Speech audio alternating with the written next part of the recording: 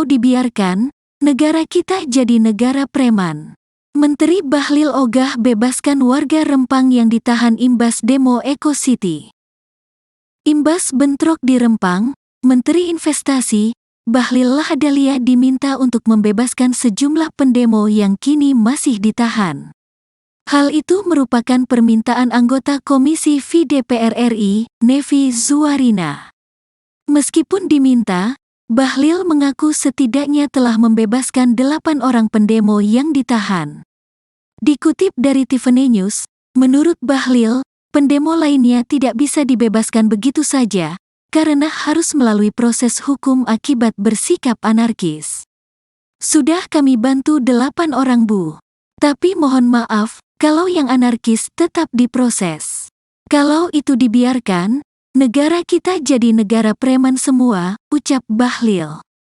Bahlil juga menegaskan, pemerintah tidak memberikan perlakuan khusus untuk investor yang akan berinvestasi di Rempang Kepulauan Riau. Selain itu, Bahlil katakan investor asal China itu bisa digaet setelah melakukan komunikasi intens sebelumnya. Bahkan, ia pun sempat datang langsung ke negeri tirai bambu untuk mengecek langsung perusahaan tersebut.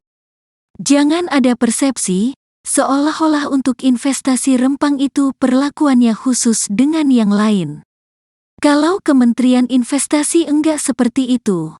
Kenapa? Karena perwakilan saya, tim saya di China, itu sudah melakukan pertemuan berbulan-bulan, berkali-kali, dan tim saya berikan rekomendasi untuk mengecek perusahaan ini, kata Bahlil, dalam rapat kerja dengan Komisi V DPR RI di Jakarta, baru-baru ini. Menurut Bahlil, pengembangan investasi di Rempang merupakan upaya pemerintah dalam menggalakkan hilirisasi.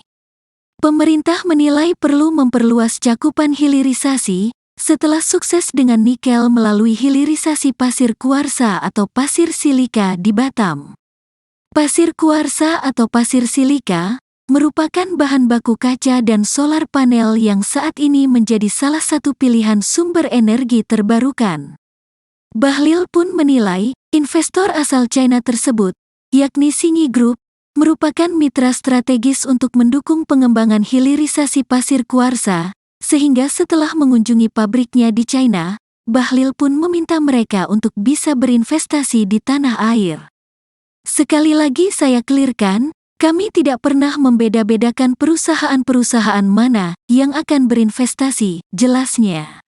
Lebih lanjut, Bahlil mengatakan Rempang Eco City masuk dalam daftar proyek strategis nasional untuk kebutuhan industri, pariwisata, dan lainnya yang diatur dalam Peraturan Menteri Koordinator Bidang Perekonomian Nomor 7 Tahun 2023 yang disahkan pada tanggal 28 Agustus tahun 2023.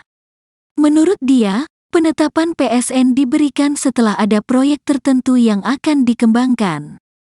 Setidaknya ada 10 proyek yang akan digarap sebagaimana disepakati dalam penandatangan Nota Kesepahaman, MO, pada tanggal 28 Juli tahun 2023 lalu, antara Kementerian Investasi, BKPM dan Xingyi International Investments Limited, perusahaan-perusahaan yang akan berinvestasi di Rempang, Kepri.